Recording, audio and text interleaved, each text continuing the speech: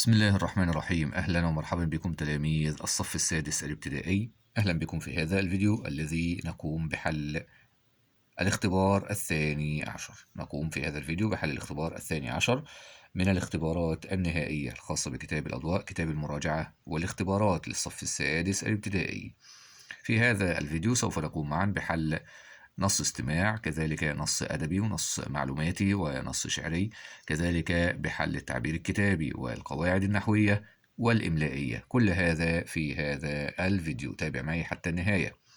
وفي الفيديوهات السابقة قمت بحل الاختبارات السابقة كلها من هذا الكتاب أيضا، فتابعها والروابط أسفل الفيديو على قناتنا روائع المعرفة التعليمية. هيا بنا نبدأ، ولكن كالعادة أذكرك أن تشارك هذا الفيديو مع الآخرين. اعمل مشاركة، اعمل شير حتى ينتشر الفيديو ويعم الخير على الآخرين أيضا. لا تنسى الإعجاب بهذا الفيديو والاشتراك إن لم تكن قد اشتركت. هيا بنا نبدأ أولا مع نص الاستماع. نص الاستماع المحرر من المحتوى. استمع إلى الفقرة التالية ثم أجب. وهذه الفقرة الخاصة بالاختبار الثاني عشر. في إجازة نهاية العام كان أمجد شخصية هذه الفقرة. كان أمجد يمارس الألعاب الإلكترونية. كان يمارسها على هاتفه ويقضي عليها وقته، وقد تعرف من خلال هذه الألعاب أصدقاء يلعبون نفس اللعبة التي يحبها. وأخبره أحدهم أنهم يتجمعون عند صديق لهم كل يوم في بيته، وأن صديقهم هذا يعيش بمفرده لأن والديه في سفر، وطلب من أمجد أن يأتي ليلعب معهم فوافق. ولكنه عندما ذهب إليهم وجدهم يضيعون وقتا كبيرا أمام الألعاب، فأحس أن الخطر يقرع حياته. يقرع بمعنى يدق أو يطرق بالطاء وبالكاء والقاف. فتركهم وعاد لمنزله، وقرر ترك هذه الصحبة، فهي صحبة سوء. أصحاب السوء فما يقومون به يدمر حياتهم. وقرر أيضا ترك الهاتف. قرر ترك الصحبة، وقرر أيضا ترك الهاتف، وقضاء وقته في أشياء مفيدة كممارسة الرياضة والهوايات التي يحبها. ألف. اختر المعنى الصحيح لما تحته خط في الجملة التالية. أحس أن الخطر يقرع حياته. يقرع يعني يدق أو يطرق أيضا هكذا. ضع علامة صح أو خطأ. أدرك أمجد خطر الألعاب الإلكترونية التي ضيع فيها وقته. صح، إجابة صحيحة. ماذا قرر أمجد؟ كما قلنا أنه قرر شيئين. أولا قرر ترك هذه الصحبة اللي هي صحبة السوء التي تضيع وقته، فما يقومون به يدمر حياتهم. قرر أيضا ترك الهاتف وقضاء وقته في أشياء مفيدة كممارسة الرياضة والهوايات التي يحبها. ننتقل سريعا إلى التعبير الكتابي. اكتب خبرا صحفيا عن أحد الأبطال الرياضيين، وكيف مر بأزمات وصعوبات وتغلب عليها وحقق حلمه، مراعيا أن يتراوح عدد الكلمات كما تعودنا بين 100 و 150 كلمة. وأيضا هذا التعبير الكتابي شرحته بعنوان كتابة خبر صحفي، كتابة خبر في جريدة، مشروح وموجود على القناة، وقمت بحل التدريبات أيضا عليه. ولكن باختصار شديد نقول أذكرك دائما أن عناصر كتابة الخبر أولا لابد أن تبدأ بعنوان يعني جذاب يشد انتباه القارئ، ثم بعد ذلك الحدث. تحدد الحدث اللي انت عايز تتكلم عليه، اللي هو ده اللي هو أحد أبطال الرياضيين، والصعوبات اللي مر بيها وازاي تغلب عليها، وازاي طبعا حقق حلمه ووصل لهدفه. ثم بعد ذلك أشخاص هذا الخبر. طيب بعد ذلك الزمان والمكان الخاص بهذا الحدث، ثم سبب أو كيفية وقوع هذا الحدث والتفاصيل، ثم أخيرا اسم الكاتب. في النهاية بيكون في الجنب الشمال اسم كاتب الخبر أو محرر الخبر. ارجع إلى هذا الفيديو تجد نماذج يعني تسير على منوالها، لأننا في هذا الفيديو يعني نقوم بحل هذه الاختبارات سريعا. ننتقل إلى النص الأدبي المحرر من المحتوى. اقرأ ثم أجب. كانت سعاد امرأة عجوزا كانت امرأة عجوزا تحتاج دائما لمساعدة. لماذا؟ لأنها تعيش بمفردها، تعيش وحدها ولا أحد معها، ولا أحد معها. وكان الجيران يقومون أو يقدمون لها المساعدة قدر المستطاع على قد ما يقدروا يعني. ولكن أحدهم قرأ إعلانا عن روبوت يقوم بكل أعمال المنزل، يقوم بالأعمال المنزلية، فاقترح الفكرة على جيرانه لشراء هذا الروبوت ليساعد جارتهم، فوافقوا وقدموه هدية لها. يا لهم من جيران. طيب، وأصبح هذا الروبوت يفعل لها كل ما تحتاجه بكفاءة وسرعة. طبعا كلمة الكفاءة هي القدرة، الكفاءة هي القدرة، المقدرة على فعل الشيء. طيب، يبقى بكفاءة وسرعة ودقة. فعاشت سعيدة من وقتها. مضاد كلمة سعيدة يعني السعادة عكسها الشقاء، يبقى إذن سعيدة شقية من الشقاء، أو حزينة من الحزن. طيب، أكمل. كانت سعاد تعيش كما قلنا بمفردها. طيب، لهذا تحتاج إلى إيه؟ المساعدة. يبقى إذن كانت تعيش بمفردها وبالتالي تحتاج إلى المساعدة. كان من الذين يقدمون لها المساعدة قدر المستطاع؟ طبعا كان الجيران يقدمون لها المساعدة. وهنا كانت تعيش بمفردها، لهذا كانت تحتاج إلى المساعدة.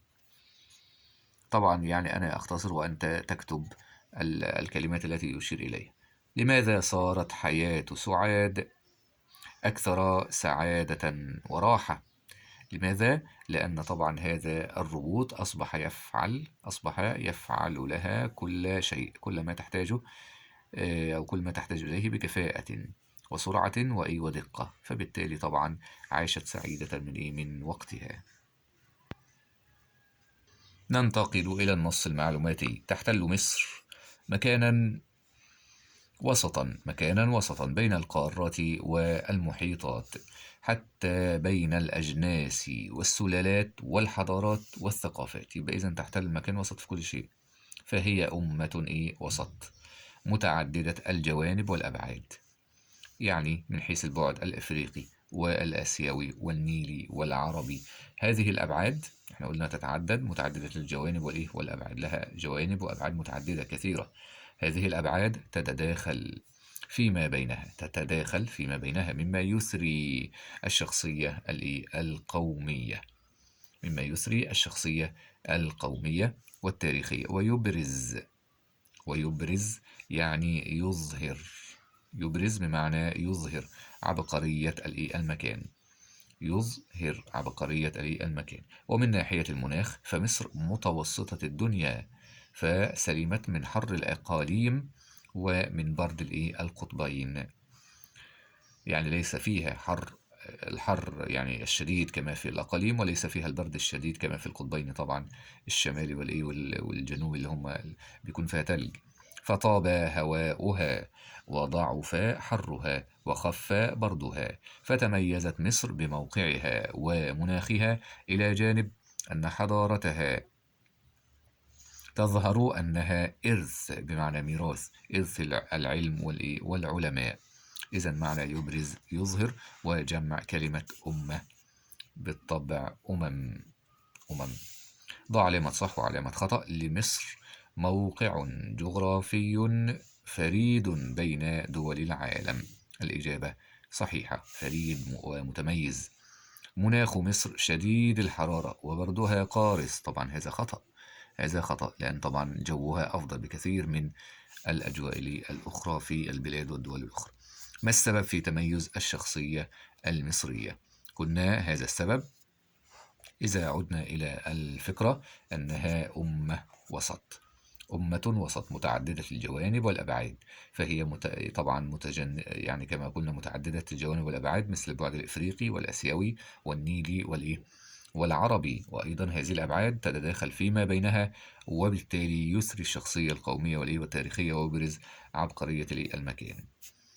طيب، خامسا النص الشعري. قال الشاعر: إذا نطقوا فعن حلم وعلم ونفع للشعوب على السواء، فهذا الوقت وقت العلم أضحى، وليس الوقت وقت الأغنياء. إذا كان الغني له ثراء فإن العلم أفضل من ثراء، من الغنى يعني. العلم أفضل من المال. طيب، معنى كلمة نفع. نفع يعني فائدة، النفع للفائدة. طيب، بعد ذلك حتى نقول إيه؟ منافع وفوائد، هي نفس المعنى. هات من الأبيات كلمة على وزن أنفع. طالما على نفس الوزن يبقى نفس عدد الحروف ونفس التشكيل. أفضل، أنفع، لاحظ نفس العدد ونفس التشكيل. طيب، بكلمة إيه؟ كلمة أفضل. بعد ذلك كلمة لها نفس نهاية كلمة أنقى. هنا نفس النهاية فقط وليس نفس الوزن. أنقى، أين؟ ممكن نقول كلمة أضحى. يبقى هنا آخرها الألف اللي هي الألف اللينة اللي قبلها مفتوح، كذلك أضحى. يبقى إذن كلمة أضحى لها نفس النهاية. العلم والمال، أيهما فضل الشاعر ولماذا؟ قلنا أن الشاعر فضل طبعا العلم. الشاعر يفضل العلم، لماذا؟ لأن يعني العصر الذي نعيشه والوقت الذي نعيشه الآن يحتاج إلى العلم، هو وقت العلم. وكذلك هو قال أن العلم أفضل من الثراء ومن الغنى. سادسا القواعد النحوية. تابع معي هذا السؤال المهم، وكذلك بعد ذلك القواعد الإملائية. إن المهتمين. إن طبعا حرف ناسخ ناقص، يبقى إذا المهتمين اسم إن، طبعا يريد الإعراب هنا. كلمة المهتمين تعرب اسم إن طبعا منصوب، وعلامة نصبه الياء. علامة نصبه الياء لأنه جمع مذكر سالم، إنما الفتحة دي خاصة بالجمع المذكر. قلنا نون الجمع جمع المذكر مفتوح. طيب، إن المهتمين بشؤون وطنهم يعملون على الارتقاء بأمة تبغي العلا. تطلب أو تريد العلا. تبغي هي الفاعل، ضمير مستتر تقديره تقديره هي. طبعا هو يريد بعد ذلك ضمير مستتر كما في الفقرة التالية. ضمير مستتر، يبقى إذا ممكن نقول ضمير مستتر في الفعل تبغي وتقديره هو. طيب، تبغي هي العلا، يبقى إذن العلا مفعول به. تعرب كلمة العلا تعرب به مفعولا به. مفعول به منصوب، علامة نصبه الفتحة المقدر. ولا يكون ذلك إلا بالتمسك بالأخلاق الحميدة وبالجهد المتواصل نتغلب على المشكلات. طبعا على حرف جر، يبقى إذا مشكلات اسم مجرور وعلامة جره الكسرة لأنه جمع مؤنث سالم. نتغلب والجهد المتواصل نتغلب نحن. أيضا يمكن أن نقول هنا ضمير مستتر اللي هو نتغلب نحن. طيب، المهم التي تعترض ركب حضارتنا. ممكن الضمير البارز هنا في كلمة حضارتنا. كلمة مستقبلنا، أمامنا، وهكذا. وطنهم، كل هذه ضمائر بارزة. المهم وبناء مستقبلنا. نلاحظ كلمة بناء طبعا نكرة، وكلمة مستقبلنا معرفة لأن فيها ضمير، فبالتالي هي كلمة معرفة، إذا تعرب مضاف إليه. مضافا إليه مجرور وعلامة جره الكسرة تحت النون. ونا ده ضمير كما قلنا بارز متصل في محل جر مضاف إليه. وما زال أمامنا طريق طويل للوصول للعالمية. بعد سؤال الإعراب يريد فعل ناسخ. فعلا ناسخا وبين اسمه. من الأفعال الناسخة التي مرت علينا يكون اللي هو كان. طيب، عايز كمان؟ فعلا ناسخا وبين اسمه. لا يكون ذلك اسم كان أو اسم يكون اللي هو اسم الإشارة. ضميرا مستترا استخرجناه، وآخر بارز أيضا استخرجناه. بعد ذلك كلمة استخرج فعلا مضارعا صحيح الآخر وآخر معتل. طيب، فعل مضارع ولكن يكون صحيح الآخر، يعني آخره حرف صحيح. فعل مضارع صحيح الآخر، مش شرط الإعراب. كلمة نتغلب آخره باء. أيضا ممكن أن نستخرج يعملون، يعملون لأن آخره اللام، يعملون. طيب المهم عايز يريد يعني فعل آخر يكون معتل الآخر. معتل الآخر يكون آخره حرف طبعا، يكون آخره حرف معتل. تبغي، تبغي آخره إيه؟ آخره ياء، فهو حرف علة. ثم بعد ذلك استخرج فعلا مضارعا مرفوعا، وعلامة رفع ثبوت النون. يعني هو محدد الفعل لازم يكون مرفوع، يعني عايز يكون طبعا من الأفعال الخمسة اللي هو الفعل يعملون، فعل مضارع مرفوع علامة رفع ثبوت النون لأنه من الأفعال الخمسة. خامسا استخرج خبرا لناسخ، خبرا لحرف ناسخ. قلنا إن حرف ناسخ، واستخرجنا الاسم. طب فين الخبر؟ إن المهتمين بشؤون وطنهم ما لهم يعملون. يبقى يعملون هذا هو الخبر.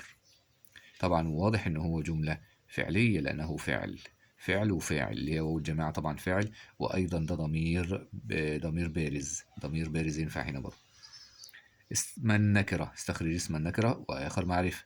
قلنا الاسم معرفة أي كلمة فيها ال، مثلا كلمة المشكلات، كلمة المتواصل، وهكذا المهتمين. طيب استخرج اسما نكرة، اسم نكرة غير ذلك بقى. ممكن نقول مثلا يعملون ارتقاء بأمة، أمة، يبقى النكرة ممكن نقول كلمة إيه؟ أمة، وهكذا. بعد ذلك السؤال جيم، أدخل على الجملة التالية فعلا ناسخا مرة وحرفا ناسخا مرة أخرى.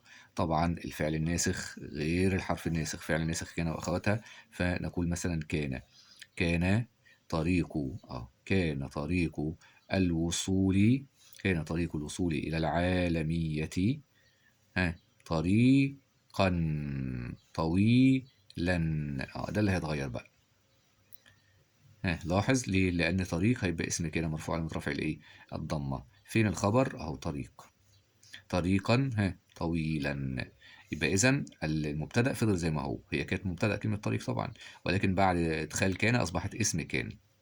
المهم يبقى كانت إيه؟ كانت في الأول مبتدأ، طريق مبتدأ مرفوع، بعد كان ادخلها على الجملة نقول اسم كان مرفوع. المهم المبتدأ يبقى بدون تغيير، اللي هيتغير الخبر، بعكس أو بخلاف الحرف الناسخ اللي هو إن وأخواتها. لاحظ بقى لما نيجي نقول إن، اللي هيتغير هنا الإعراب ده اللي هو نقول طريقة، هيبقى فتحة بس. إن طريق الوصول إلى العالمية، وهذا كلمة طريق تبقى كما هي، طريق طويل، هكذا.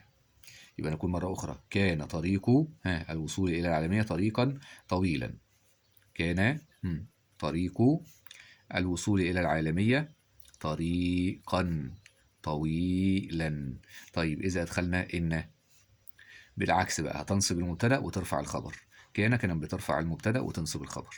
يبقى إن طريق بالفتح، إن طريق الوصول إلى العالمية طريق طويل، هكذا. وأذكرك دائما لو لديك أي سؤال أو استفسار، لأننا نشرح يعني بسرعة على عجل حتى لا يكون وقت الفيديو طويلا. لو كان لديك أي سؤال أرسله لنا يعني في التعليقات في المنتدى على القناة في أي مكان. الخط العربي، اكتب بخطي النسخ والرقعة. بفضل التكنولوجيا أصبح العالم كقرية كبيرة. بفضل التكنولوجيا أصبح العالم كقرية كبيرة، كبيرة ولا صغيرة؟ طيب بعد ذلك القواعد الإملائية، ضع علامة صح وعلامة خطأ. علي، خلي دي بقى قواعد خاصة بالإملاء. علي ماهر في إلقاء، في خطأ باين طبعا واضح جدا. في إلقاء إيه؟ في إلقاء الشعر، الجملة السابقة لا يوجد بها خطأ إملائي، طبعا دي خطأ لأن كلمة إلقاء الهمزة هنا على السطر، دي همزة متطرفة. إلقاء الهمزة على السطر لأن طبعا قبلها ألف مد، وده طبعا شيء معروف وأخذناه قبل كده يعني في السنوات السابقة. يبقى إذن الهمزة ترسم على السطر هنا لأنها مسبوقة بألف مد. الهمزة ترسم على السطر عموما إذا سبقت بأي حرف مد. يعني حرف مد يعني هنا ألف قبلها مفتوح، واو قبلها مضموم، مثلا نقول مملوء، هكذا مملوء ترسم، وهكذا. طيب وكذلك إذا سبقت ب حرف الياء بقى، قلنا هنا الألف مسبوقة بفتحة، هنا الواو مسبوقة بضمة، كذلك الياء أن تكون الياء مسبوقة بكسرة. نقول مثلا نفس الكلمة مليء، مليء. لاحظ يبقى هذه الحالات ترسم فيها الهمزة على السطر. طبعا في تفاصيل، الهمزة متطرفة مشروحة أيضا على القناة وموجودة، كل الدروس دي مشروحة بفضل الله وحلين عليها تدريبات، يعني تجد الشرح وحل التدريبات يعني مش شرح فقط. فهتستفيد، ادخل على القناة تستفيد كثير بإذن الله. آدم يحب التكنولوجيا والاختراعات. كلمة يحب ليس بها حرف ايه مشدد، طبعا الكلام ده خطأ. ليه؟ لأن انطق كده بنقول ايه؟ آدم يحب، يحب هكذا اهو، يحب الباء هنا مشددة، الحرف المشدد بحرفين، الأول ساكن والثاني متحرك هنا بحركة الضم. وطني، حتى برضو الحروف المشددة مشروحة أيضا على القناة. وطني أجمل وأفضل عندي من غيره. كلمة أجمل، كلمة أجمل بها همزة قطع طبعا، هذه همزة إيه؟ قطع. همزة قطع تكتب وإيه؟ وتنطق في نفس الوقت، وتنطق في بداية الجملة وفي وسط الإيه؟ الجملة. وإذا أردت المزيد من هذه الشروحات، شرح همزة قطع وألف الوصل، كل الهمزات مشروحة بفضل الله موجودة على القناة، ابحث وتجد الروابط. تابعوا معنا أحبابي في الفيديو القادم بإذن الله حل الاختبار الثالث عشر، الاختبار الأخير معنا في الاختبارات النهائية، تجدوه في المرة القادمة بإذن الله. تابعونا. في النهاية أتمنى أن تكونوا قد استفدتم من هذا الحل. اكتبوا لنا إذا استفدتم أو كان لديكم أي سؤال أو استفسار، أرسلوا لنا بأي طريقة، وكذلك شاركوا هذه الفيديوهات مع الآخرين حتى يستفيدوا منها أيضا، ويكون لك الأجر والثواب أيضا لأنهم سوف ينتفعوا بها بكل تأكيد إن شاء الله. لا تنسوا أيضا الاشتراك في القناة، تفعيل الجرس، أخيرا مشاركة الفيديو والإعجاب به. شكرا لكم والسلام عليكم ورحمة الله وبركاته.